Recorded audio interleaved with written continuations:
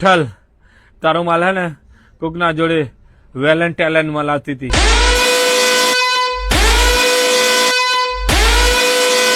અભી હાલ મારી ઓખે જોઈ લો નવી નવી હસકોનું મારતી હતી ને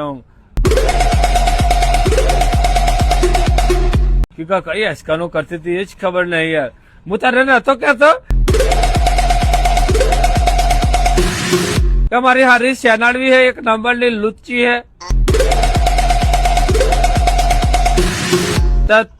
તું બહુ બોહી જતો મારા હારા રડવા.